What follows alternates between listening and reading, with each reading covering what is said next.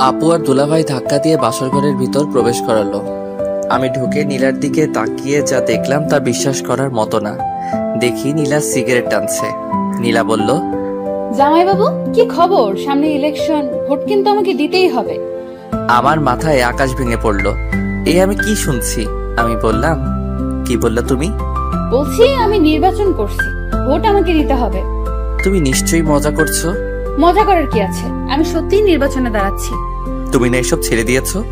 এসব তো করেছি তোকে বিয়ে করার জন্য।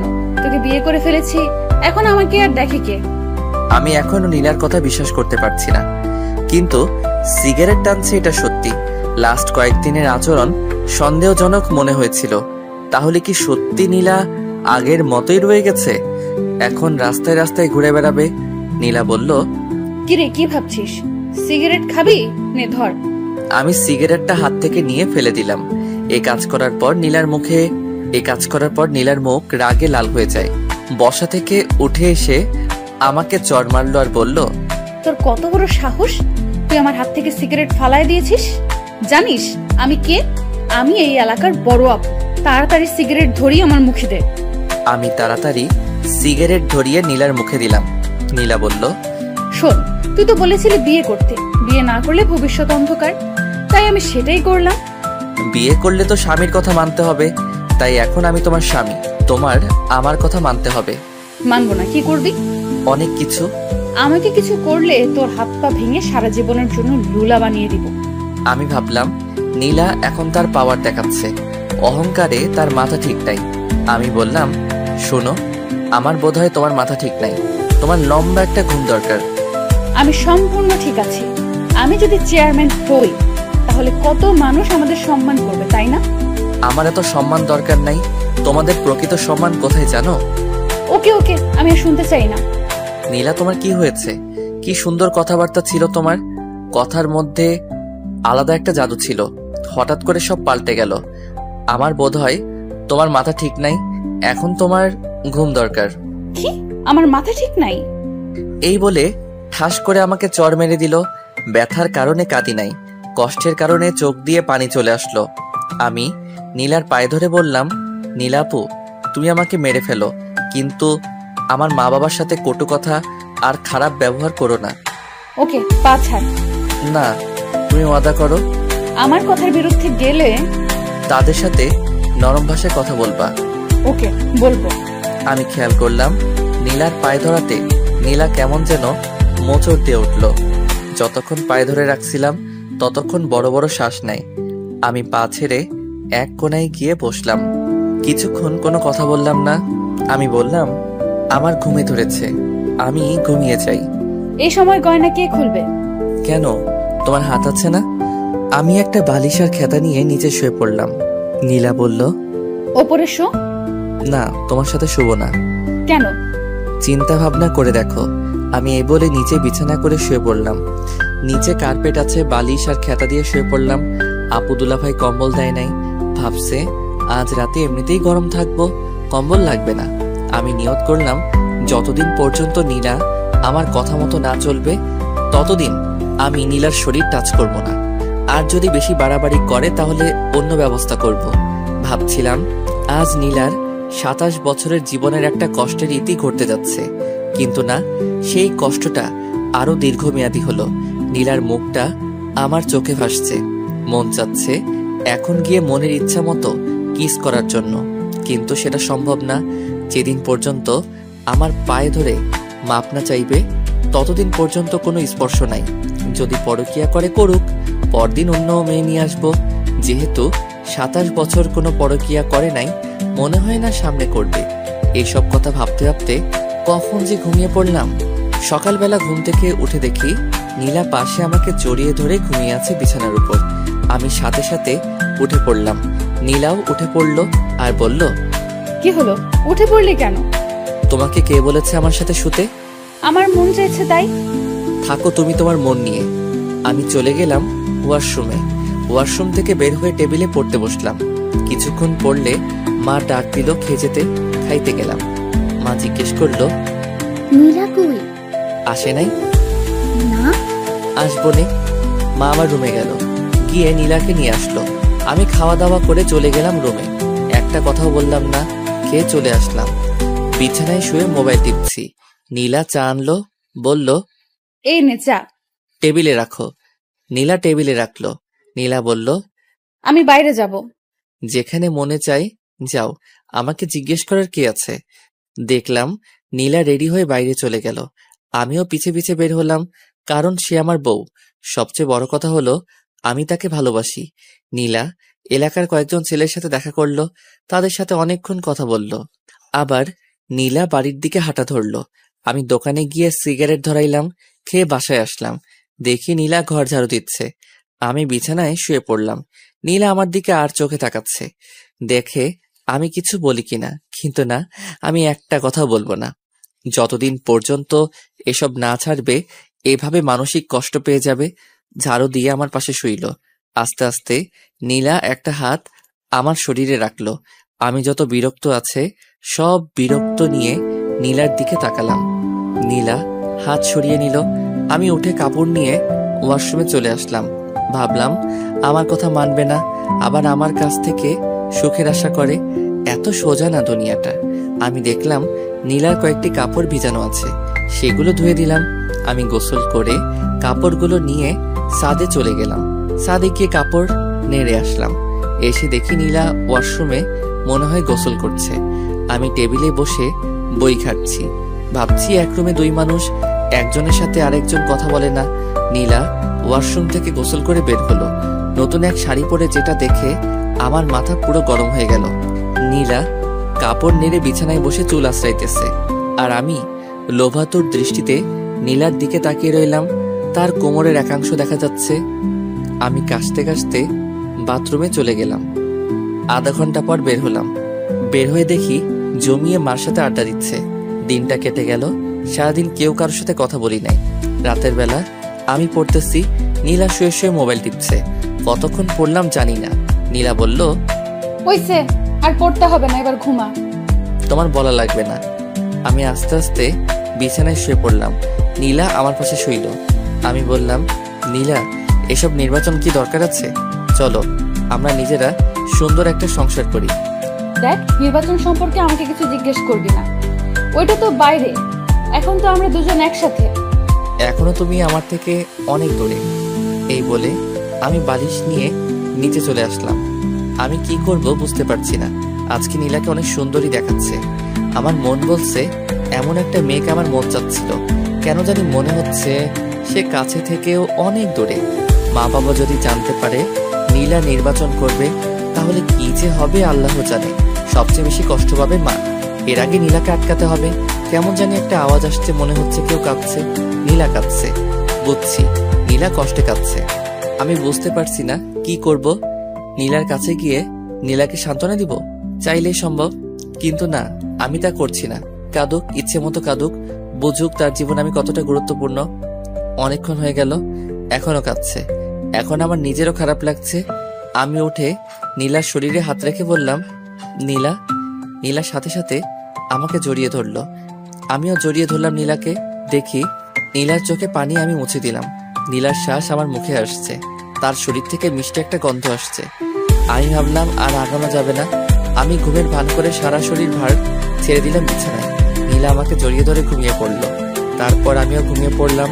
সকালবেলা উঠে দেখি নীলা আমাকে জড়িয়ে ধরে শুয়ে আছে। আমি উঠে আস্তে আস্তে ওয়াশরুমে চলে গেলাম। বের হয়ে দেখি নীলাও উঠে গেছে। আমি পড়তে বসলাম। পড়ে খাওয়া দাওয়া করে ভার্সিটি চলে আসলাম। ভার্সিটি অনেকেই জানে না আমি যে বিয়ে করেছি, আর আমি কারোর সাথে এতটা ক্লোজ না। আমার ফ্রেন্ড বলতে সবাই, আবার কেউ না। যে সময় যার কাজ লাগে। ভার্সিটি শেষ করে বাসায় আসলাম। এসে দেখি বাবা চলে এসেছে। আমি আমার রুমে গেলাম, দেখি নীলা বাসায় নেই। আমি মাকে জিজ্ঞেস করলাম, নীলা কোথায়? মা বলল আমি যাওয়ার সাথে সাথে বের হয়েছে, যে আর আসে নাই। বাবা আমাকে ডাকছে। আমি বাবার কাছে গেলাম। আব্বা বলল, মুরাদ, আমার চাকরির মেয়াদ শেষ হয়ে যাবে আগামী মাসে। ভালো হয়েছে। এখন কতদিন বিশ্রাম নেন? বিশ্রাম নিলে তোরা খাবি কি? তোরও তো কোনো চাকরির ব্যবস্থা নাই। শুন, আমার মাথায় একটা বুদ্ধি এসেছে। তোর মার সাথে এ বিষয়ে কথা বলেছি। তোর মা হ্যাঁ বলেছে। কি? আমার চাকরির মেয়াদ শেষ হলে পেনশনের যে টাকা পাবো সেটা দিয়ে আমি দেশের বাড়িতে একটা বাড়ি করি আর বাজারে একটা দোকান নিয়ে বসি। আমরা তো সারা জীবন ভাড়াটিয়ায় থেকে গেছি। আমি ভাবলাম কথাটা খারাপ না। এদিকে আগামী মাস আসতে আর 6 দিন বাকি, আর নির্বাচন আসতে আরো 2 মাস বাকি। নীলার বাবা আমাকে অনেক টাকা ক্যাশ দিয়েছে, আমি একটা টাকাও নিতে চাই নাই। খুশিতে আমাকে দিয়েছে নীলাকে বিয়ে করার জন্য। সেখান থেকে টাকা দিলে বাড়িতে একটা বাড়ি আর একটা ব্যবসা সুন্দর করে আসবে। আর এদিকে বাবা মাও জানবে না নীলা যে নির্বাচন করছে, আমিও লেগে যাব চাকরির খোঁজে। এসব কিছু চিন্তা করে বললাম, আপনার বুদ্ধিটা ভালো, আপনার পেনশনের টাকা দিয়ে হবে সবকিছু। দেখি হয় কিনা, না হলে ধার করতে হবে। ধার করা লাগবে না, শ্বশুরবাড়ি থেকে যে টাকা পেয়েছি সেটা দিয়েই হবে। ওকে। তোমার অফিসে চাকরির কোনো পোস্ট খালি আছে? না। তাহলে আমি আগামীকাল থেকে লেগে পড়ি চাকরির খোঁজে। তাই কর। আমি রুমে এসে ভাবতে লাগলাম নীলা কোথায় গেল। নীলার মার কাছে ফোন দিলাম। হ্যালো আম্মা, কেমন আছেন? ভালো। বাবা তুমি কেমন আছো? ভালো। আম্মা, নীলা বলছিল বাড়ির কাছে এক বান্ধবীর বাসায় যাবে, সে কি আপনার এখানে এসেছে? না তো। ওকে, তাহলে বোধহয় এসে পড়বে। আমি ফোন কেটে দিলাম। নীলাকে ফোন দিলাম, ধরছে না, কেটে দিচ্ছে। আমি কি করব কিছু বুঝে পাচ্ছি না। ঘর থেকে বের হব তাকে খোঁজার জন্য, অমনি নীলা ঘরে ঢুকলো। আমি কিছু বললাম না, আর বললে কি হবে, সে তো আমার কথা শুনবেই না। এরপরেও আমি জিজ্ঞেস করলাম, কোথায় গিয়েছিলে? বাড়িতে গিয়েছিলাম। ও, মিথ্যা কথা ভালোই বলতে পারো। যেখানে মনে চায় সেখানে যাব, তোকে বলতে হবে? এমন কথা শুনে আমার মেজাজ গরম হয়ে যায়। আমি কানে কানে গিয়ে বললাম, রাতে তাহলে কাঁদিস, তোর খবর আছে। দেখবো না তুই কি করস। ওকে। মা নীলাকে ডাক দিল, নীলা চলে গেল। আমি একটু বাইরে বের হলাম, একটা চায়ের দোকানে গিয়ে সিগারেট নিলাম। কোথা থেকে জানি এক ছেলে এসে জিজ্ঞেস করলো, কি ভাই, কি খবর? আমি চিনতে পারলাম সাজিদ। এই তো আছি। তোমার আর বড় আপুর বলে বিয়ে হয়েছে? হুম। তুমি কি করে বড় আপুকে পটিয়ে বিয়ে করে ফেললে? আমার ভাবতে অবাক লাগছে। আরে ভাই, কপালে আছে। সেটাই, তোমার বউ তো নির্বাচনে পাস করবো। সত্যি? তুমি জানো না, আজকে যে বক্তৃতা দিছে অর্ধেকের বেশি মানুষ তার পক্ষে চলে এসেছে। তাই নাকি? দূর ভাই, আপু আপনার কাছে কিছুই বলে না? কোথায় বক্তব্য দিয়েছে? আপনি জানেন না, ওই সামনের মোড়ে। এত আয়োজন, এত কিছু, এসবের খরচ কে দিয়েছে? বড় আপু। দূর ভাই, আপনি আমার কাছ থেকে চালাকি করে কথা জেনে নিচ্ছেন। আপু জানতে পারলে আমাকে মারবে। ধুরু ভাই, বসো। মামা বেনসন দাও তো। মামা এসে সিগারেট দিল। আমি বললাম, আমার একটা কাজ করতে পারবা? আপুর বিরুদ্ধে আমি কিছুই করতে পারবো না। আরে বোকা, সে তো আমার বউ, আমি তার বিরুদ্ধে কি বলবো? শোনো, তুমি শুধু বলবা সামনে কোথায়, কোন জায়গায় তোমাদের বড় আপু বক্তব্য দেয়। কি করে বলবো? ফোন করে। ট্যাক্সির টাকা? 500 টাকা দিয়ে বললাম, এবার হবে। সাজিদ চলে যায়। আমি বাসায় আসি, এসে পড়তে বসলাম। দেখি নীলা খুব হাসি খুশি। রাতের খাবার খেয়ে আবার পড়তে বসলাম। আমি আর নীলা একটা কথা বলি না, কারণ এখনো নীলা আমার কথা শুনছে না। আজকে কত মানুষের সামনে বেপর্দা হয়ে কথা বলল। আমার শরীরটা শুধু জ্বলছে। সবাই তো নীলার দিকে লোভাতুর দৃষ্টিতে তাকিয়ে রয়েছে। এটা তো আমি বুঝি ভাগ্যের নির্মম পরিহাস। নীলা যদি আমার কথা শুনতো। এদিকে নীলা শুয়ে শুয়ে মোবাইল টিপছে আর একটু পরপর হাসি দিয়ে ওঠে। আমি নীলাকে জিজ্ঞেস করলাম, নীলা, তুমি যে নির্বাচন করছো, এত টাকা কোথা থেকে? আমার জমানো টাকা। আর একটা টাকাও খরচ করো না, এসব টাকা রেখে দাও। ভবিষ্যতে দেখবে তোমার সন্তানের জন্য অনেক কাজে লাগবে। আমার না মা হওয়ার অনেক ইচ্ছা। তুমি মা হওয়ার যোগ্যতা নেই। তুই যদি মা হওয়ার, বেচারা ছোট বাচ্চাটা শুধু কষ্ট পাবে। আমি মা হলে বাচ্চাটাকে সারা দিন বুকের কাছে আগলে রাখতাম। শুনছি তুমি বলে নির্বাচনে জিতবে, আর এদিক দিয়ে যদি তুমি মা হও তাহলে কি হবে? তুমি সারাদিন কাজে এখানে সেখানে ঘুরে বেড়াবে, আর এদিকে বাচ্চাটা তোমার বুকের এক ফোঁটা দুধের জন্য কান্না করবে। আমি এসব দেখতে পারবো না। আমি মা হলে সারা দিন তাকে বুকে আগলে রাখবো। নীলা আজকে একটা সাদা ড্রেস পরেছে, বাংলায় যাকে বলে প্লাজো। আর যেহেতু নীলা শুয়ে আছে, তাই নীলার হাঁটু অব্দি প্লাজো উঠে আছে। নীলার এই সুন্দর পা দেখে আমার অবস্থা খারাপ। আমি আস্তে আস্তে কাছে গেলাম, গিয়ে নীলার পাটা ঢেকে দিলাম। আমি বললাম, নীলা, আমি তোমাকে অনেক ভালোবাসি। আমিও তোকে অনেক ভালোবাসি। তাহলে তুমি আমার কথা শুনছো না কেন? আমি একটা প্ল্যান হাতে নিয়েছি, সেই প্ল্যানটা আমি যে করে হোক কমপ্লিট করব। নীলা, তুমি কেন বুঝছো না? যদি মা বাবা জানতে পারবে তুমি নির্বাচন করছো, তাহলে বুঝতেই পারছো মা কতটা কষ্ট পাবে। যেই মাকে তুমি বিয়ের কথা বলাতে মা সাথে সাথে রাজি হয়ে যায়। তোমাকে কতটা বিশ্বাস করে, একটু ভুলের জন্য সব শেষ হয়ে যাবে। আমাকে একজন বলছে একজনে অনেক কথা বলবে, এসব কথায় কান্না দিতে। সকল স্বামী তার স্ত্রী ভালো চায়, আমি কখনো তোমার খারাপ চাই না নীলা। এসব হলো ছেলে মানুষের কাজ। তোমার উচিত আমাদের সংসার কিভাবে সুন্দর করা যায় সেটা চিন্তা ভাবনা করা। যা তো এখান থেকে তুই, আমার ভালো লাগছে না। আমি জানি নীলা, আজকে তুমি কোথায় গিয়েছো। জানলে ভালো। কেন নীলা, তোমার কি একটু জানের ভয় নেই? আছে। তাহলে এত মানুষের সামনে বেপর্দা হয়ে কিভাবে কথা বললে? আমি অনেকক্ষণ প্র্যাকটিস করেছি। আর আমাকে কি কেউ মেরে ফেলবে নাকি? তুমি একা একা চলো, আমার ভয় করে। তাহলে তুই আমার সাথে চল। নীলা, তুমি আমাকে ভালোবাসো? যদি আমি তোমাকে ছেড়ে চলে যাই তাহলে তুমি কষ্ট পাবে না? ছেড়ে চলে যাবে মানে? যেখানে যাস সেখান থেকে তোকে বের করে আনবো। নীলার এমন কথা শুনে আমার চোখ দিয়ে পানি পড়ছে। এ কি, তুই কাঁদতেছিস কেন? তোমার কথা শুনে কাঁদছি। তোর কষ্টটা বল। হয়তো তোমার সুখের দিনে আমি থাকবো না, আর আমার সুখের দিনে তুমি থাকবে না। কেন? ইস নীলা, তুমি যদি আমার কথা বুঝতে, আমি তোমার সাথে না থাকতে পারলেও তোমার ছায়া হয়ে থাকবো। মানে বুঝতে হবে না, এখন ঘুমাও, আমি বালিশ নিয়ে নিচে আসবো। নীলা বলল, ওপরে শো, নিচে অনেক ঠান্ডা। ওকে। আমি নীলার উল্টো দিকে মুখ ফিরে শুয়ে রইলাম। ঘুম আসছে, ঘুমিয়ে পড়লাম। নীলার যে করে হোক নির্বাচনে দাঁড়াবে এবং পাশ করেও নিজের নাম সারা দেশে ছড়িয়ে দিবে। এখন যদি যে কোনো বাতাসে উপেক্ষা করবে, রাস্তাঘাটে হাঁটলে কত সম্মান করবে মানুষ। মুরাদের আবদার নীলা বুঝতে পারে, কিন্তু নীলাকে নির্বাচনে দাঁড়াতেই হবে। নীলা ভাবছে, নীলা নির্বাচনে পাশ করলে মুরাদ দেখবে তার কত সম্মান।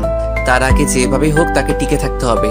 নীলা আবার ভাবে সে কোনো ভুল করছে না তো, কিন্তু লোকের সমর্থনে সব ভুলে যায় নীলা। নীলা বুঝতে পারছে মুরাদ খুব কষ্ট পেয়েছে। মনে মনে নীলা ভাবে আর মাত্র 2টা মাস, তারপর দেখতে পাবে তোমার আর কোনো কষ্ট থাকবে না। নীলারও ঘুম পাচ্ছে। নীলা জানে এখন মুরাদের শরীরে হাত দিলে মুরাদ রাগ করবে, তাই নীলা মুরাদের শরীর ঘেঁষে ঘুমানোর চেষ্টা করলো। আস্তে আস্তে নীলা মুরাদের শরীরটা জড়িয়ে ধরলো। শেষমেশ মুরাদকে জড়িয়ে ধরে ঘুমিয়ে পড়লো। সকালবেলা ঘুম থেকে উঠে দেখে মুরাদ পড়ছে। নীলা অনিচ্ছা সত্ত্বেও কেন জানি পিছন থেকে জড়িয়ে ধরলো। মুরাদও নীলার হাতটা নিয়ে নীলার হাতে চুমু খেলো। আর কিছুক্ষণ পর নীলা ওয়াশরুমে চলে আসলো। একেবারে গোসল করে বের হলো। ছাদে কাপড় নাড়তে যাবে। 3 তলা থেকে 4 তলায় উঠলো। 4 তলায় এক মহিলার কাণ্ড দেখে নীলা থমকে যায়। দেখলো একটা বাচ্চা ছেলেকে চোখে চোখে মুখে চুমু দিয়ে বলল, যাও বাবা, বাবার সাথে স্কুলে যাও। আর বাচ্চাটা বলল, বাই মা। যাওয়ার সময় বাচ্চাটা মার গালে চুমু খেলো। শেষমেশ টাটা দিতে দিতে বাচ্চাটা চলে গেল। নীলা পুরো কাজটা দেখলো। দীর্ঘ একটা শ্বাস ফেলে মনে মনে বলল, ইস, আমার যদি এরকম একটা বাচ্চা থাকতো। পেটের দিকে হাত দিয়ে পেটের মধ্যে হাত বুলিয়ে দেয় নীলা। মুরাদ, তুই কেন বুঝতে পারিস না আমার মনের কথা? আমাকে একটা বাচ্চা দে, পছন্দ করে বলছি। তার কোনো কষ্ট আমি হতে দিব না। নীলা আবার ভাবে, মুরাদ হয়তো ঠিকই বলেছে, এসব তো ছেলে মানুষের কাজ। আমার কাছে তো ঘরের ভেতর। আমি 2-3টা বাচ্চা নিয়ে সুখের ঘর করব। নীলা নিচে এসে দেখলো মুরাদ কলেজে চলে গেল। নীলা নিয়ত করে ফেলেছে এসব বাদ দিয়ে মুরাদের কথা মতো চলবে। নীলা ঘর থেকে বের হলো অফিসে গিয়ে নিজের পথ বাতিল করতে। বাসা থেকে বের হয়ে হাঁটা ধরলো। কিছুক্ষণ যাওয়ার পর কোথা থেকে জানি এক মেয়ে এসে বলল, আপু আমার বাড়ির সামনে, প্লিজ আপু আমার সাথে একটা ছবি তুলে। বলতে পারবো আমি চেয়ারম্যান আপুর সাথে ছবি তুলেছি, সবাই আমাকে বস মানবে। প্লিজ আপু। ওকে তুলো। মেয়েটা ছবি তুলে বলল, আমার আপনাকে খুব ভালো লাগে, আমার ফ্যামিলির সবাই আপনাকে ভোট দেবে। Thank you. এটা কেন, রিক্সা দিয়ে যান? আসলে শরীরটা বেড়ে যাচ্ছে তো তাই। ওকে আপু, চলেন আপনাকে এগিয়ে দেই। চলো। মেয়েটা আর নীলা হাঁটছে। সামনে দিয়ে যে যায় সেই লম্বা করে একটা সালাম দেয়। নীলা হাসি মুখে তাদের বিদায় দেয়। আরো কিছুক্ষণ হাঁটার পর 6-7টা মেয়ে নীলাকে ঘিরে ধরলো। আরো 10-12 জন ছেলে এসে হাজির হলো। পুরো একটা দল হয়ে গেল। এক সময় মিছিল শুরু হয়ে গেল। মিছিলের মধ্যে আরো মানুষ যোগ দিতে থাকে। পরে মোটামুটি বড় একটা মিছিল হয়ে যায়। অনেকক্ষণ সবাই বড় আপুর পক্ষে মিছিল করে।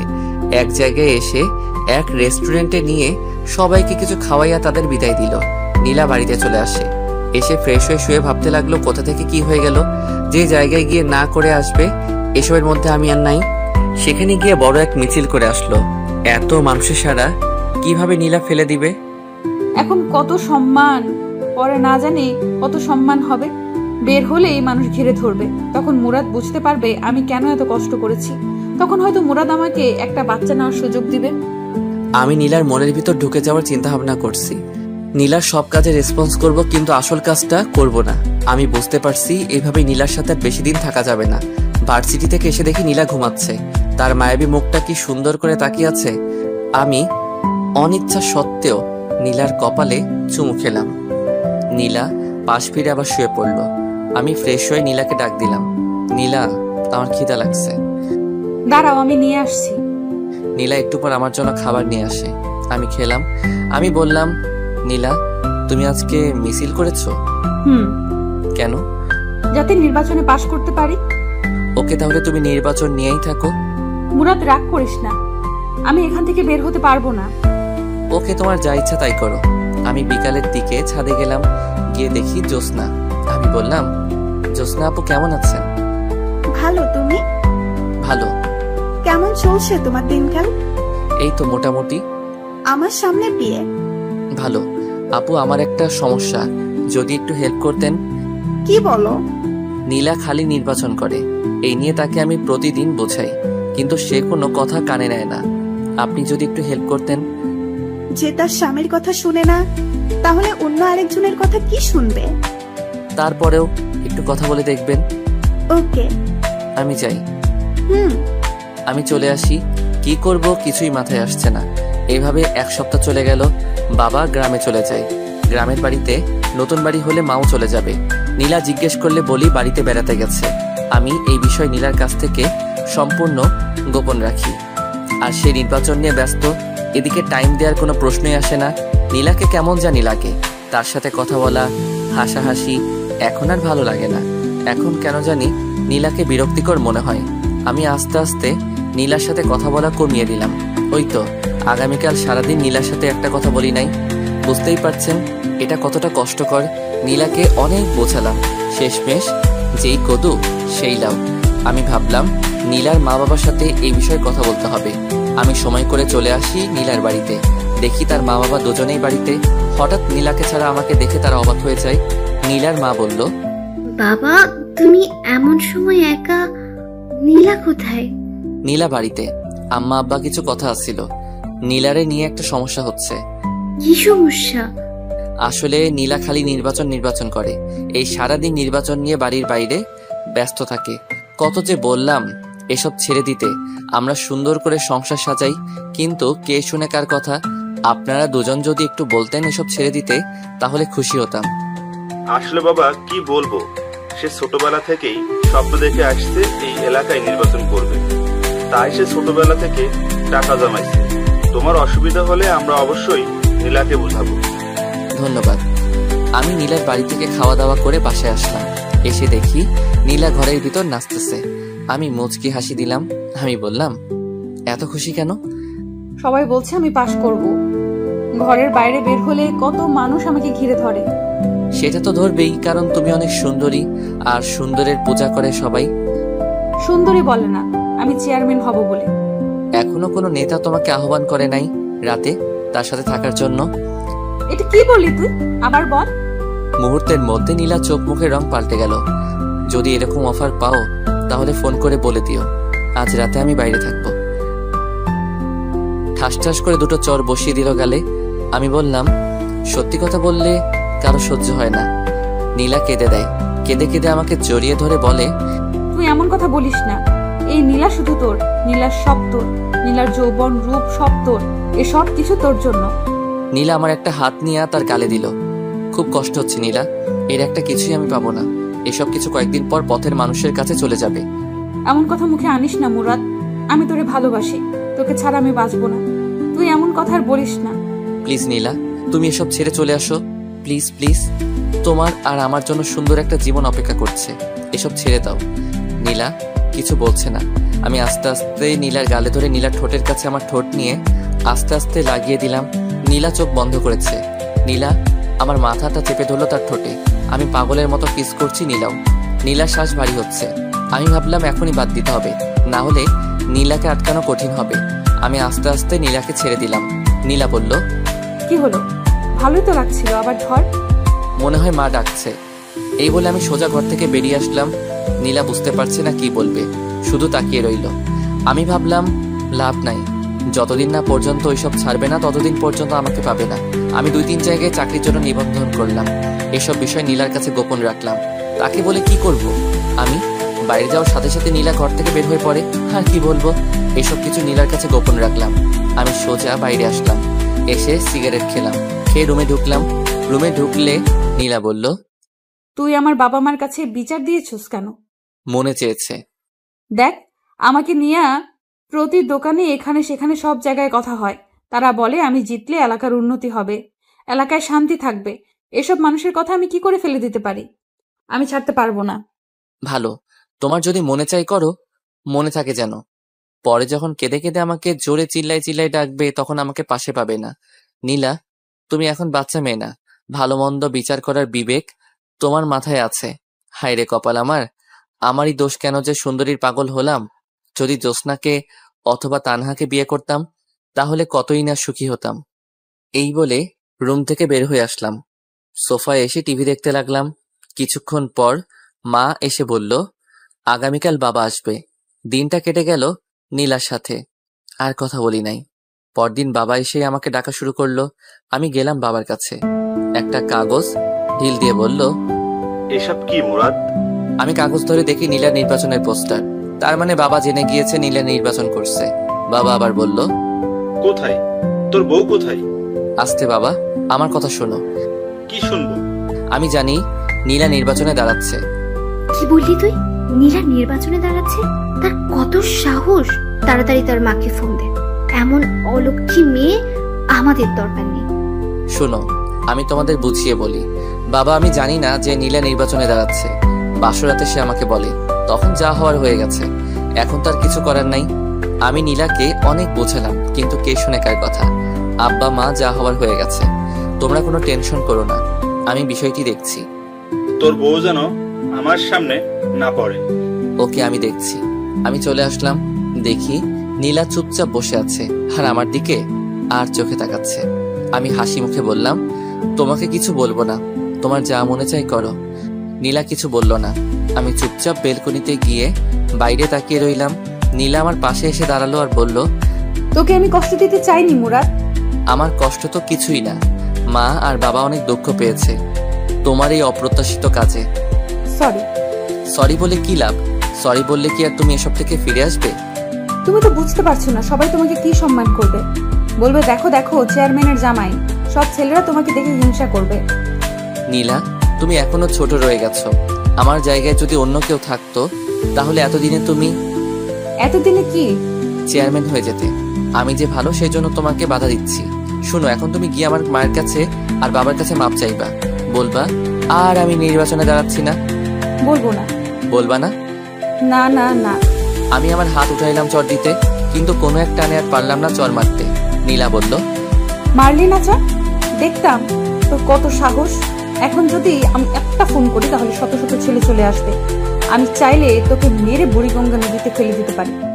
আমি মোবাইল দিয়ে বললাম, এই নাও, এখন তোমার ছেলেদের ফোন দাও, তারা আসুক, এসে আমাকে মেরে বুড়িগঙ্গায় ভাসায় দিক। তুই কি ভাবছিস আমি পারবো না? তুমি আবার না পারতে পারো। আমি কানে কানে গিয়ে বললাম, পারলে করে দেখা। আমি সেখান থেকে চলে আসলাম। আমার আর ভালো লাগছে না। এখন থেকে আর নীলার সাথেই শুবো না। আজ 1 সপ্তাহ হলো নীলার সাথে শুই না। আমি আমার মতো, নীলা নীলার মতো। এদিকে আমার চাকরির ইন্টারভিউর জন্য কল আসলো। এদিকে বাবা মা চলে গেল গ্রামের বাড়িতে। যাওয়ার আগে নীলাকে কয়েকবার বললাম বাবা মার কাছে মাপ চাইতে, কিন্তু কে শুনে কার কথা। এখন আমি আর নীলা একা। আমি ইন্টারভিউ দিলাম। আমার আগে রেজাল্ট ভালো ছিল বলে চাকরিটা হয়ে গেল, কিন্তু সমস্যা একটাই, বাসা থেকে অনেক দূরে। আমি সকালে যাই, বিকালে আসি। নীলা ভাবে আমি ভার্সিটিতে যাই। কিছুদিন পর সন্ধ্যার সময় বাসায় ঢুকলাম। দেখি নীলা আর 5 জন ছেলে, 1 জন মেয়ে বসে আড্ডা দিচ্ছে।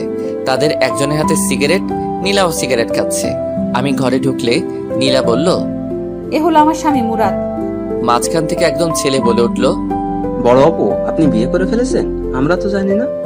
আসলে সবই কপাল। আর মুরাদ কিন্তু খুব ভালো ছেলে, কেউ তার সাথে বেয়াদবি করবি না। ওকে আপু। আপু, আমাদের কাজটা বুঝিয়ে দেন। নীলা আমাকে বলল, মুরাদ, তুই একটু ঘরে যা। ওকে। আমার মাথা পুরো গরম হয়ে আছে, কিছু বলবো না তাকে।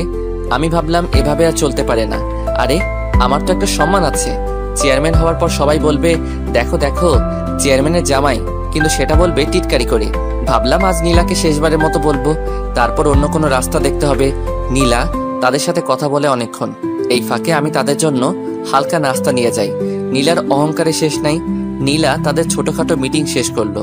আমি পড়তে বসলাম। রাতে খাওয়ার জন্য নীলা আমার জন্য বাইরে খাবার আনে। আমি খেলাম। ভাবলাম আজ একসাথে শুই।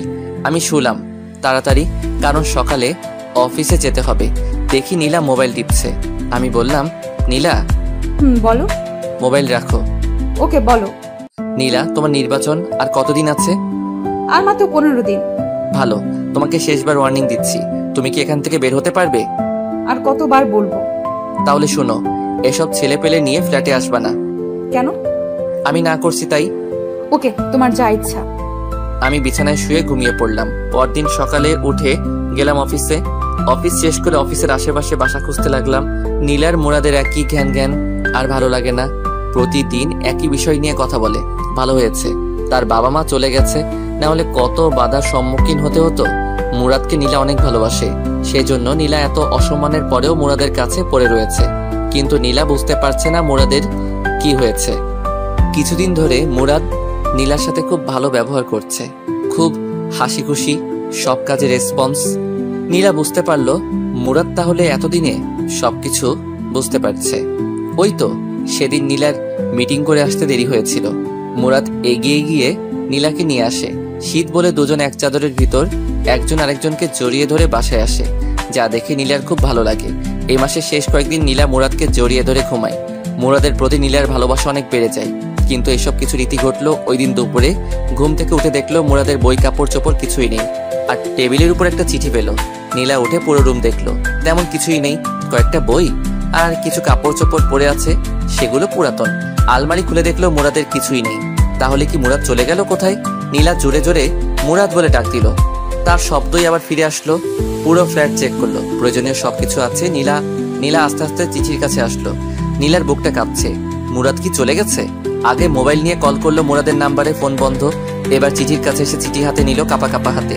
চিঠি খুলে পড়তে লাগলো। চিঠিতে লেখা আছে, নীলা, আমি কোনো চিঠি লিখছি না যাতে পরে উত্তর দিতে না পারো। নীলা, একটা কথা তো জানো, স্বাধীনতা অর্জন করার চেয়ে রক্ষা করা কঠিন। আমার ক্ষেত্রে সেটাই হয়েছে। আমি তোমাকে খুব ভালোবেসে ফেলেছিলাম, কিন্তু সেটা ধরে রাখতে পারিনি। নীলা, আমি তোমার সাথে মোটামুটি অনেক সময় কাটিয়েছি। নীলা, তুমি যখন বলতে আমি কোথাও চলে গেলে আমাকে যেখান থেকে পারো ধরে নিয়ে আনবে, তখন আমার খুব অহংকার হতো। আনলে আবার কি হবে? আমার একই কথা, নির্বাচন করো না। সেরকম কথা তোমাকে শুনতে আর হবে না। আমি চলে গেলাম। এখন তুমি নির্বাচনে বেশি ফোকাস করতে পারবে। দোয়া করি নির্বাচনে পাশ করে এলাকার উন্নতি করতে পারো। সবাই একটা চেয়ারম্যান থেকে এটাই আশা করে, আর সবসময় গরিব দুঃখীদের পাশে থাকবে। দেখবে তুমি ভালো একটা চেয়ারম্যান হতে পারবে। নীলা, আমি দুঃখিত, আমি ভালো একটা স্বামী হতে পারিনি, তোমার কথায় রাজি হতে পারিনি। তোমার সামনে জীবন পড়ে রয়েছে, ভালো একটা ছেলেকে বিয়ে করে মা হওয়ার স্বপ্ন দেখো। খুব ইচ্ছে ছিল বাবা হওয়ার, কিন্তু সেটা হলো না। নীলা, আমি তোমাকে ছেড়ে অনেক দূরে চলে এসেছি। আমার খুঁজতে তুমি বের হয়েও না, কারণ তুমি আমাকে খুঁজে পাবে না। আমি পিছনের সকল পথ বন্ধ করে দিয়েছি। তুমি জেনে খুশি হবে আমি একটা চাকরি পাইছি। তোমার অন্তরে কি ছিল সেটা আমি আদৌ চিন্তা করে বের করতে পারিনি। শেষ কয়েকদিন তোমার সাথে ভালো ব্যবহার করেছি, কারণ তুমি যাতে বুঝতে পারো তোমার জীবনে আমি কতটুকু গুরুত্বপূর্ণ ছিলাম, কিন্তু তুমি সময় থাকতে গুরুত্ব দাওনি। নীলা, তুমি যদি আমার কথা শুনতে, তাহলে হয়তো পৃথিবীর একমাত্র সুখী সংসার আমরা হতাম। নীলা, তুমি চেয়ারম্যান হতে চাও, সেটা বিয়ের আগে বলতে, তাহলে আমি তোমাকে বিয়ে করতাম না, কারণ আমি সিম্পল একটা সুখের সংসার দেখতাম। এখন বুঝতে পারছি বড় লোকেরা বড় লোকের ঘরে মানায়, গরিব গরিবের ঘরে মানায়।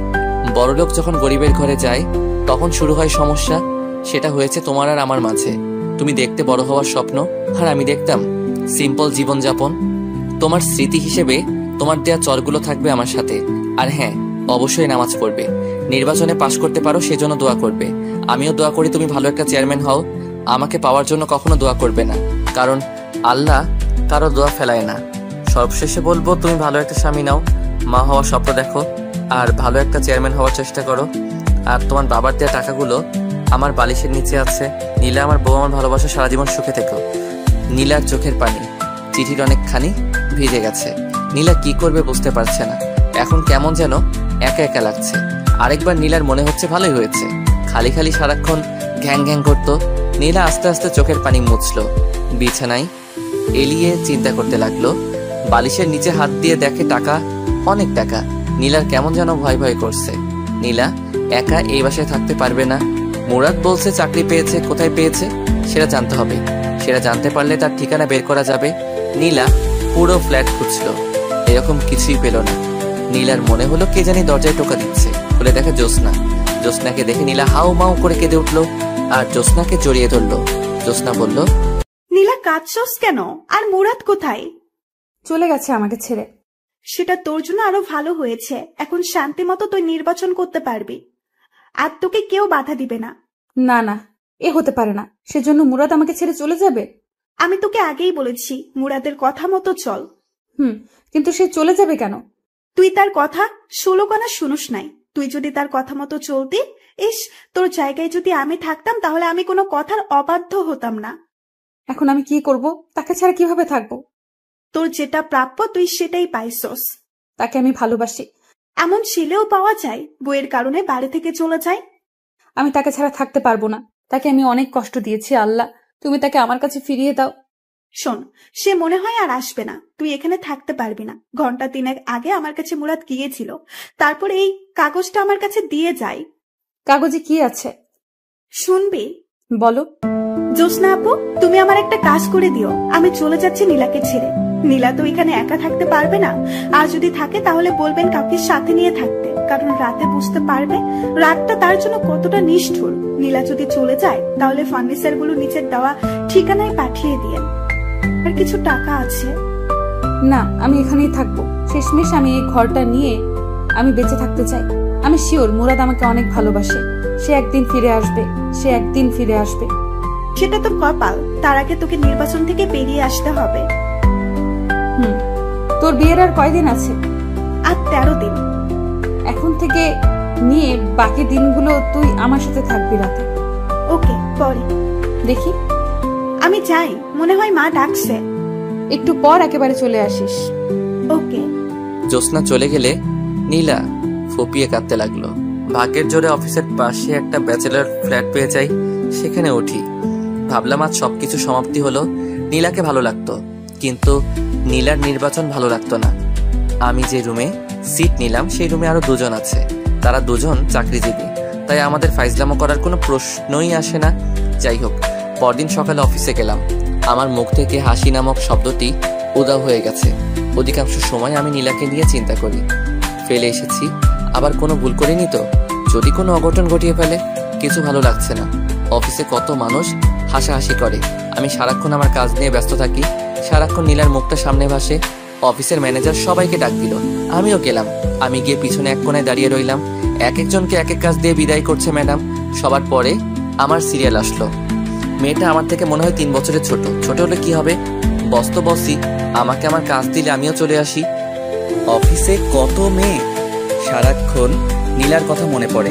নীলা এখন কি করছে? মনে হয় কাঁদছে, আবার মনে হয় সে তো এখন খুশিতে নাচছে, কারণ তাকে বাধা দেওয়ায় আর কেউ নেই। ধুর, যেটা চলে গেছে সেটা গেছেই, এখন কাজে মনোযোগ দেই। অফিস শেষ করে রুমে এসে গোসল করে খাওয়া দাওয়া করে শুয়ে রইলাম। কিছুক্ষণ শুয়ে থাকার পর পাশের একজন বলল, তার নাম সাজ্জাদ। ভাই, আপনি এরকম সবসময় নীরব আর মুখ গোমরা করে রাখেন কেন? কোনো সমস্যা আমাদের বলেন, দেখি হেল্প করতে পারি কিনা। ভাই, আপনার কি বউ আছে? হ্যাঁ ভাই। তার কথা আপনার মনে পড়ে না? হ্যাঁ মনে পড়ে, প্রতিদিন কথা বলি। আজকে তো কয়েকবার কথা বললাম। ভাই, আমি আমার বউকে সারা জীবনের জন্য ছেড়ে চলে এসেছি, তাই ভাই তার কথা চিন্তা করি।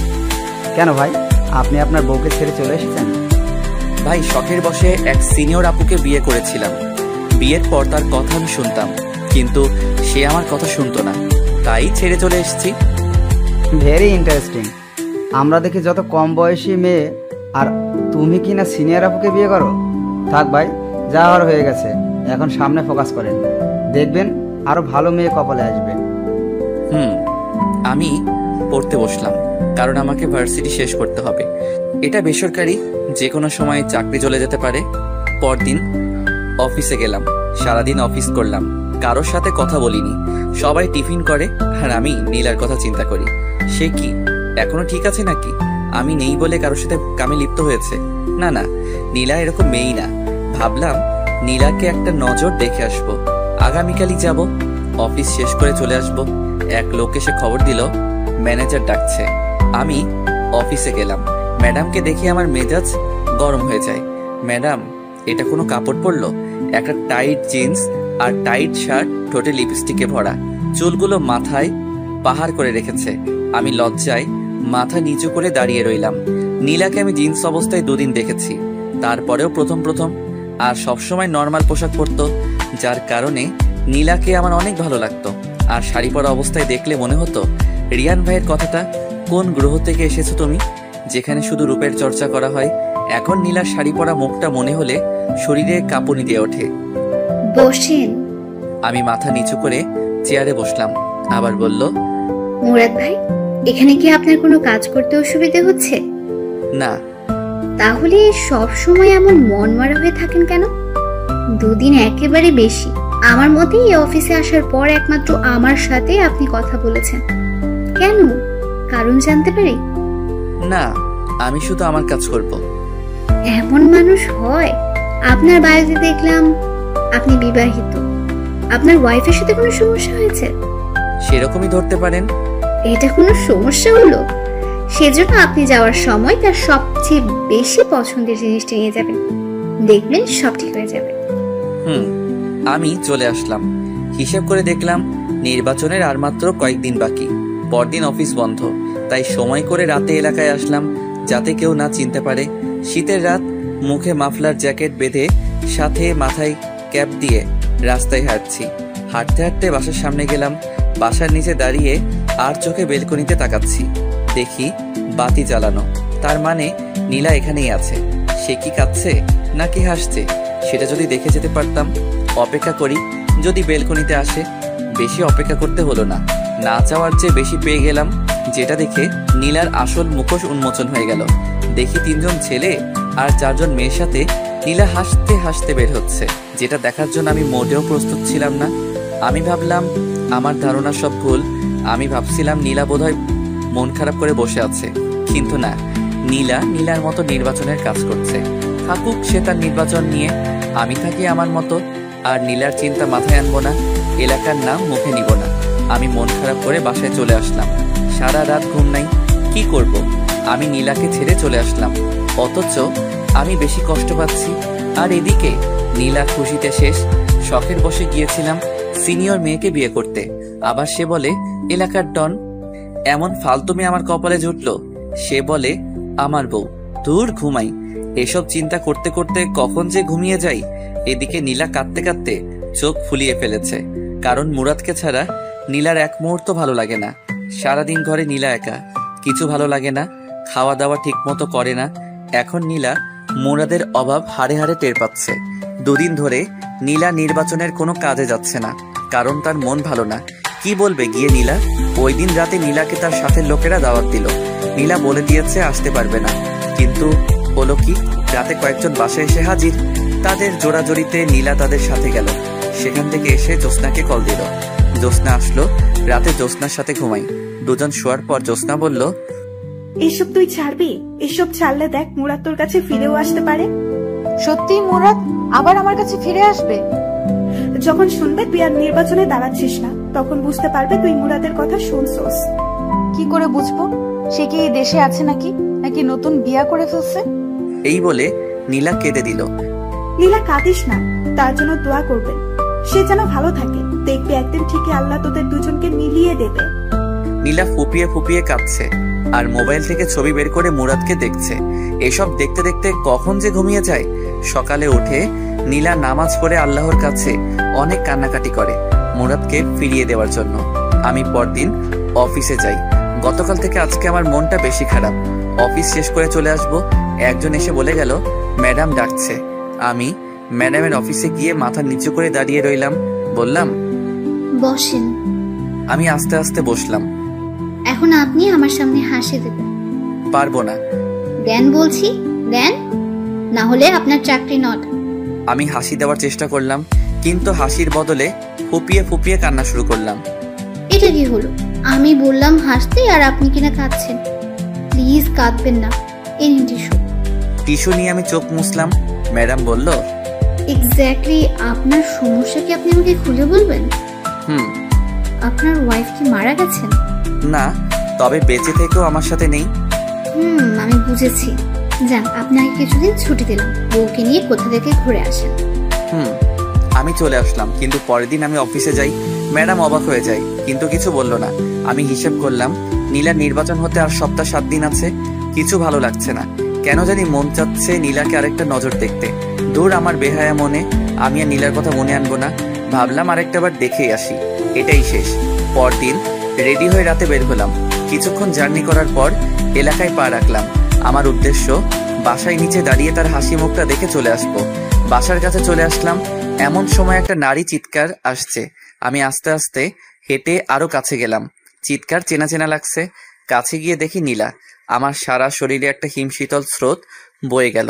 দেখি 4 জন ছেলে নীলাকে ঘিরে ধরেছে। একজন বলছে, তুই নির্বাচন করবি? শালিকে ধর, তার নির্বাচনের স্বাদ মিটিয়ে দেই।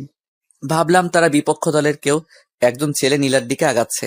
আমি বুঝতে পারছি না নীলাকে তারা কি করবে। দেখি ওনা টান দিয়ে সরিয়ে দিতে চাইলো। আমার মাথায় রক্ত উঠে গেল। ভাগ্যবশত আমার পাশে একটা বেলচা ছিল। আমি মুখটা ভালো করে ঢেকে নিলাম যাতে নীল না বুঝতে পারে। বেলচা নিয়ে আগালাম। যেহেতু চারদিকে অন্ধকার, তাই একদিক থেকে উদয় হয়ে যে নীলার ওড়না দিয়ে টান দিল, তার পিঠে গিয়ে আঘাত করলাম। শালা জোরে এক চিৎকার দিয়ে নিচে শুয়ে পড়লো।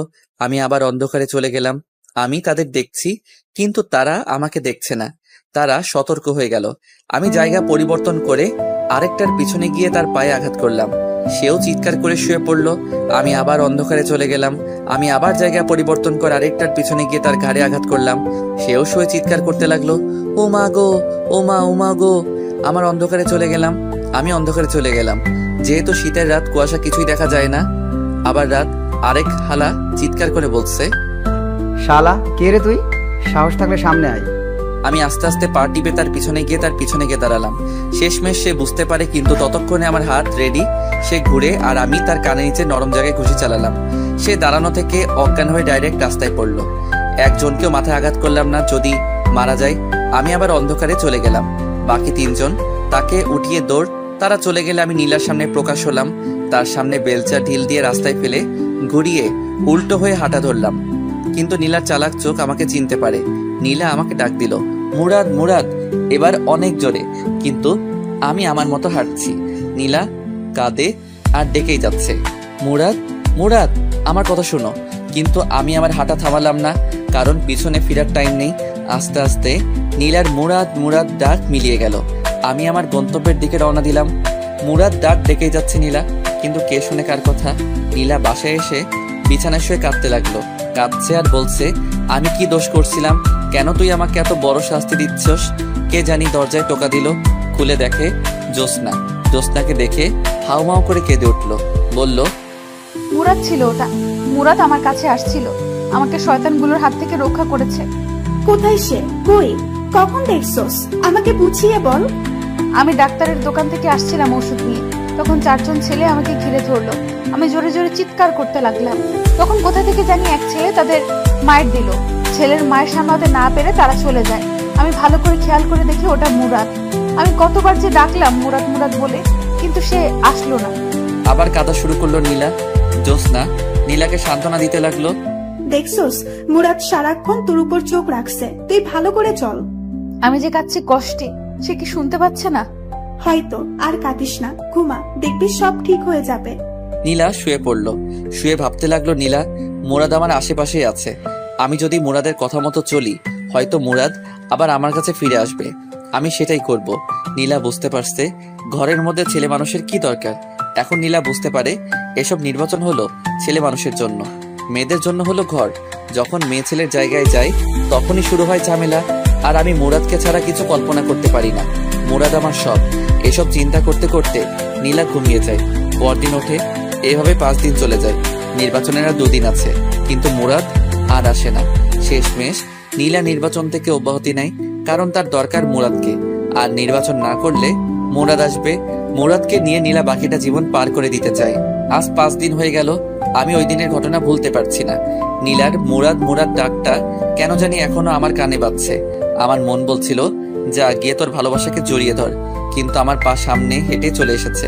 নীলাকে আমার অনেক মায়া লেগেছে, কারণ নীলা আগের থেকে অনেক শুকিয়ে গেছে। কেমন যেন নীলার মুখে সেই লাবণ্যতা নেই। আমি বুঝতে পারছি নীলা অনেক কষ্টে আছে, কিন্তু এত কষ্টের পরেও কি নীলা নির্বাচন ছেড়ে আমার কাছে মাপ চাইবে? আমার মা বাবার কাছে মাপ চাইবে? কে জানি। 6 দিনের মাথায় আমি অফিস শেষ করে চলে আসছি। এক লোক এসে বলল, ম্যাডাম ডাকছে। ম্যাডামের নাম তানিয়া। আমি অফিসে গেলে ম্যাডাম বলল, আপনার নাম কি? মুরাদ। আপনার ওয়াইফের নাম কি? সেটা না বললে হয় না? বাড়ি কোথায়? নরসিংদী। ওকে যান। আমি ম্যাডামের কাজ করবার কিছুই বুঝলাম না। নির্বাচনের 2 দিন পর গেলাম এলাকায় শিওর হতে নীলা নির্বাচনে পাশ করেছে কিনা। আমি এলাকায় ঢুকে এক লোককে জিজ্ঞেস করলাম, ভাই এই এলাকার চেয়ারম্যান কে? আগে যে ছিল সে। মানে তাহলে আপনাদের বড় আপু নির্বাচনে পাশ করে নাই? আরে ভাই আর বললেন না, কত আশায় ছিলাম বড় আপু পাশ করলে এলাকার অনেক উন্নতি হবে, কিন্তু হলো কি, নির্বাচনের 2 দিন আগে বড় আপু নির্বাচন থেকে অব্যাহতি নেয়। পরে আর কি হবে, আগে যে আছে সেই পাশ করে। আমি লোকটাকে ধন্যবাদ বলে চলে আসলাম। ভাবলাম তাহলে নীলা এতদিনে আমার কথা শুনছে, কিন্তু সে সময় থাকতে শুনেনি। অতএব আমি আর নীলার কাছে যাচ্ছি না। এদিকে নীলা একা হয়ে গেল, কারণ জ্যোৎস্নার বিয়ে হয়ে গেছে। নীলা রাতে কিভাবে থাকবে? বাড়িতেও নীলা কিছু বলে নাই। নীলা ভাবলো সারা রাত মুরাদের কথা চিন্তা করে কাটিয়ে দিবে। নীলা রাতে অনেক ভয় পায়, বুঝতে পারছে মুরাদ তার কাছে এতদিন কি ছিল। রাতে নীলা ঘুমাতে পারে না ভয়ে, শেষ রাতে ঘুমিয়ে যায়। নীলা চিন্তা করছে আজকে রাতে কিভাবে থাকবে। নীলার এক ফুফাতো বোনের কথা মনে পড়লো, তার নাম তানিয়া, খুব হ্যান্ডসাম আর নীলাকে খুব সম্মান করে। নীলা ভাবলো তানিয়াকে ফোন করে দেখা যায় কয়েকদিন থেকে যায় কিনা, পরেরটা পরে দেখা যাবে। নীলা তানিয়াকে ভিডিও কল দেয়। তানিয়া ফোন ধরে। আসসালামু আলাইকুম তানিয়া, কেমন আছো? জি আপু ভালো, তুমি কেমন আছো? এই তো ভালো। তোমার চেহারা তো তা বলছে না। আমার চেহারা কি বলছে? মনে হচ্ছে তুমি অনেক কষ্টে আছো, কেমন যেন আগে থেকে শুকিয়ে গেছো। শোনো, এখন থেকে তুমি আমার কাছে থাকবে। কেন, তুমি না বিয়ে করেছো? তোমার জামাইয়ের কি হয়েছে? ওর কথা আর বলিস না। এখন তুমি বলো কখন আসবা? অফিস শেষ করে চলে আসবো। কাপড় চোপড় নিয়ে আসবা, কিছুদিন থাকবা। ওকে ওকে, চলে আসবো। নীলা ভাবলো যাক একটা ব্যবস্থা হলো, এখন কিছু রান্না করতে হবে তার জন্য। নীলা তার জন্য অনেক কিছুই রাত্রেবেলা তানিয়া আসলো, তানিয়াকে খাওয়ালো। তানিয়ার অনেক ক্লান্ত লাগছে, তাই তানিয়া ঘুমিয়ে যায়। সকালে উঠে আবার তানিয়া অফিসে চলে যায়। নীলা সারাদিন ঘরের ভিতর কাটিয়ে দেয়। বিকালের দিকে তানিয়া অফিস শেষ করে আসলে তারা একসাথে খেলো। খাওয়ার সময় তানিয়া জিজ্ঞেস করলো, আপু তোমার হাজবেন্ড কোথায়? এই বিষয়ে জিজ্ঞেস না করলে হয় না? না, তোমাকে বলতেই হবে। তুমি আগে থেকে অনেক চেঞ্জ হয়ে গেছো। আগে সবসময় তোমার মুখে হাসি লেগে থাকতো, আর এখন তোমার কি অবস্থা হচ্ছে, দিন দিন শুকিয়ে কাঠ হচ্ছ। ঠিক মতো কি খাওয়া দাওয়া করো না? এটা নিশ্চয়ই তোমার পিচ্ছির হাজবেন্ডের কারণে। সে কোথায়? খাওয়ার পর তোমাকে বলি। ওকে। খাওয়া দাওয়া করে দুজনে বিছানায় বসলো। তানিয়া বলল, এবার বলো। সে আমাকে ছেড়ে চলে গেছে। কি? এটা কি করে সম্ভব? সারা জীবন শুনে এসেছি স্বামীর জ্বালায় মেয়েরা বাপের বাড়ি চলে যায়। এ তো দেখছি পুরো উল্টো। তুমি কি এমন করেছো যার কারণে তোমাকে ছেড়ে চলে যেতে হলো? তার কোনো দোষ নেই, সব দোষ আমার। আমি তার কথা শুনিনি। বুঝেছি। তুমি এখানে কেন পড়ে রয়েছো? সে যেহেতু তোমাকে ছেড়ে চলে গেছে, তাহলে তুমি বাড়ি চলে যাও। একা একা ভয় করে না? করে। যদি সে আবার ফিরে আসে সেই অপেক্ষায় বসে আছি। ও, আমার ঘুম ধরেছে। শুয়ে পড়ো। তানিয়া শুয়ে পড়লো। নীলাও শুয়ে পড়লো। তানিয়া জিজ্ঞেস করলো, আচ্ছা আপু, তোমার হাজবেন্ডের নাম কি? মুরাদ। তার বাড়ি জানি কোথায়? নরসিংদী। আপু, তার একটা ছবি দেখাও তো। নীলা মুরাদের একটা ছবি দেখায়। তানিয়া তাদের কাহিনী সব বুঝতে পারে। এদিকে নীলা আপু মুরাদের জন্য কেঁদে কেঁদে শেষ, আর ওদিকে মুরাদ নীলা আপুর জন্য কেঁদে কেঁদে শেষ। এখন দুজনকে মিলিয়ে দেওয়ার দায়িত্ব তানিয়ার। তানিয়া চিন্তা করলো নীলা আপুকে কিছু বুঝতে দিবে না, দুজনকে সারপ্রাইজ দিবে। তানিয়া বলল, আপু তুমি তো সারাদিন ঘরেই বসে থাকো, আগামীকাল চলো না আমার অফিসে। না রে, আমি যেতে পারবো না। চলো না প্লিজ, তোমার অনেক ভাল লাগবে। কখন আসবি? যাবো আর গিয়ে 1 ঘন্টা পর চলে আসবো। ওকে, সকালবেলা মন চাইলে। মন চাইলে না, তোমাকে যেতেই হবে। ওকে। নীলা ঘুমিয়ে যায়। সকালে উঠে নাস্তা করে তানিয়ার সাথে চলে আসে তানিয়ার অফিসে। গিয়ে তানিয়া যে অফিসে বসে কাজ করে সেখানে গিয়ে বসলো। তানিয়া বলল, আপু তুমি একটু বসো, আমি আসছি। ওকে, তাড়াতাড়ি চলে আসিস। ওকে। একটু বসলো নীলা। কে জানি অফিসে প্রবেশ করলো। নীলার পাশের চেয়ারে বসলো। নীলা মাথা নিচু করে বসে আছে, ভালো লাগছে না। একটু বসলো, ভাবলো উঠে বাইরে চলে যাবে, কিন্তু নীলার নাকে পরিচিত একজনের ঘ্রাণ আসছে। বুকের ভিতর কেমন যেন চিনচিন করে উঠলো। মনে হচ্ছে পাশের লোকটার কাছ থেকে। নীলা আস্তে আস্তে মাথা উঁচু করে আর চোখে লোকটার দিকে তাকালো। তাকিয়েই অবাক হয়ে গেল, এ তো দেখি মুরাদ। নীলার চোখটা বিশ্বাসই করতে পারছে না। পাশে বসা ছেলেটা মুরাদ। নীলা কেন জানি বিশ্বাস করতে পারছে না পাশে বসা ছেলেটা মুরাদ। শিওর হতে ডাক দিল, মুরাদ, মুরাদ, মুরাদ। ডাকে আমার ঘুম ভেঙে যায়। স্বপ্নে দেখতেছিলাম নীলা আমাকে ডাকছে। চোখ খুলে দেখি সাজ্জাদ ভাই ডাকছে। বলল, ভাই কখন থেকে ডাকছি, উঠেন না। ভাই স্বপ্ন দেখছিলাম। আমি বুঝছি, স্বপ্নে দেখছিলা বউ তোমাকে ডাকছে, সেজন্য উঠতে মন চায় না। আপনি কি করে বুঝলেন? ভাই এমন আমার অনেক হয়েছে। ও, অভিজ্ঞতা আছে আপনার? আমি ফ্রেশ হয়ে খেয়ে অফিসে চলে আসলাম। একটু পরে একজন এসে বলল, তানিয়া ম্যাডাম ডাকে। আমি অফিসের সামনে আসলে একজন বলল, ভিতরে গিয়ে বসতে, ম্যাডাম আসবে। আমি ভিতরে ঢুকে দেখি এক চেয়ারে একটা মেয়ে বসে আছে। আমি মেয়েটার দিকে না তাকিয়ে চুপচাপ বসে পড়লাম। অনেকক্ষণ হয়ে গেল, ম্যাডাম আসছে না, কিন্তু কেমন যেন একটা ঘ্রাণ আমার নাকে আসছে। কেন জানি মনে হচ্ছে এটা নীলার শরীরের ঘ্রাণ, তার মানে পাশের মেয়েটা নীলা। আমি তাকাতে যাব, কিন্তু ততক্ষণে মেয়েটা মুরাদ বলে ডাক দিল। আমি তাকিয়ে দেখি আসলেই নীলা। আমি যেন একটা শকড খেলাম। আমি কি বলবো কিছুই বুঝতে পারছি না, শুধু তাকিয়ে রইলাম। নীলাও আমার দিকে তাকিয়ে রয়েছে, কিছু বলছে না। অনেকক্ষণ পার হয়ে গেল। আমি খেয়াল করলাম নীলার মুখের রং পাল্টে যাচ্ছে। নীলা চেয়ার থেকে উঠে আমার শার্টের কলার ধরে কষিয়ে 2টা চড় দিল। আমি ফ্যাল ফ্যাল করে তাকিয়ে রইলাম, মুখে কথা বলার শক্তি হারিয়ে ফেললাম। নীলা অফিসের দরজা আটকে দেয়।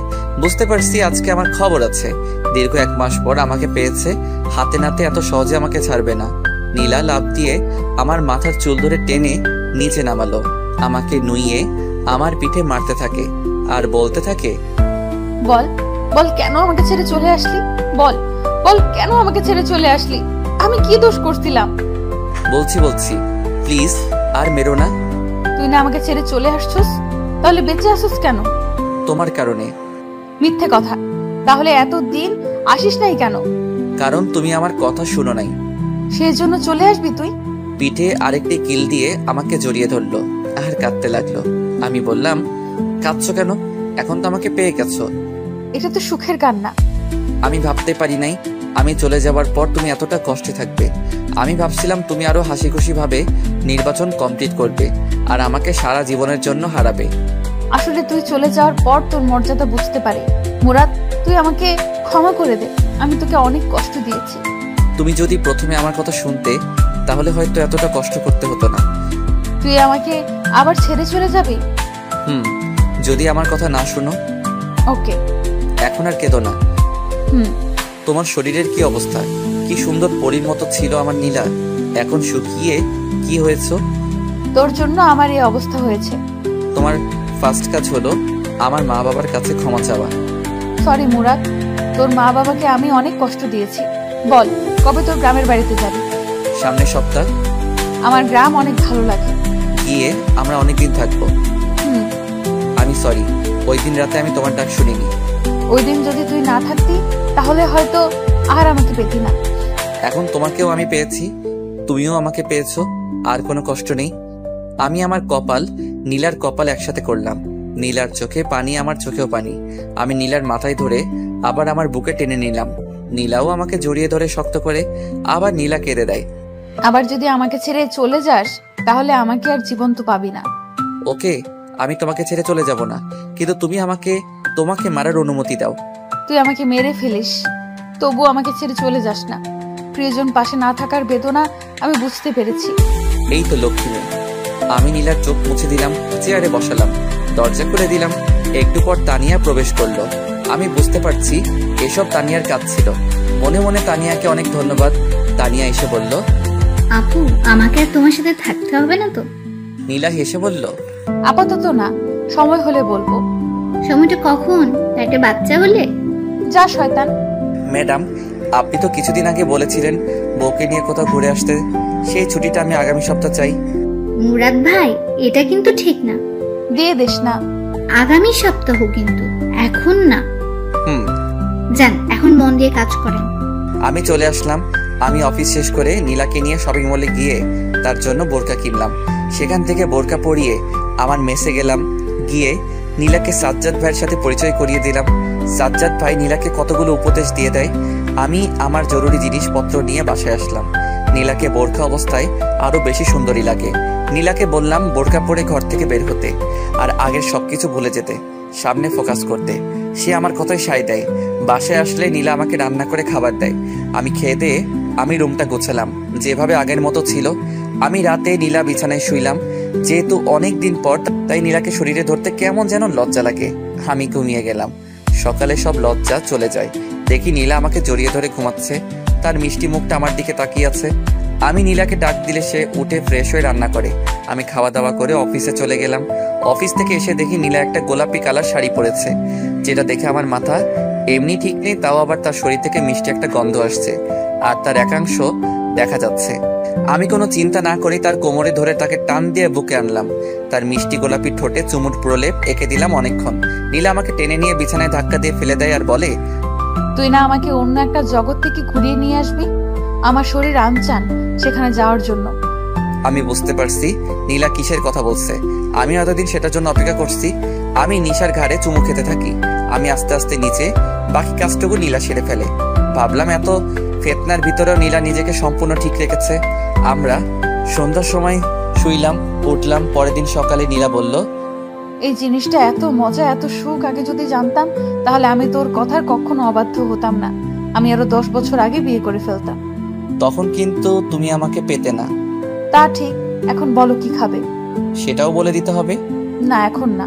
আমি নাস্তা তৈরি করছি, খেয়ে দিয়ে অফিসে যাও। ওকে।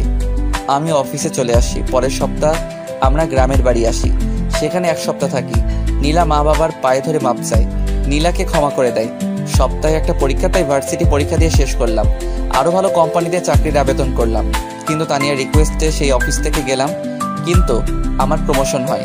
আসা যাওয়ার জন্য নীলার বাবার কাছ থেকে একটা গাড়ি নেয় আমার জন্য। 1.5 বছর পর আমাদের একটা মেয়ে হয়। দেখতে নীলার মতো হয়েছে। আসলে ভালোবাসা চেয়ে পাওয়া যায় না, ভালোবাসা দিতে হয়। ভালোবাসা দিলেই তুমিও ভালোবাসা পাবে।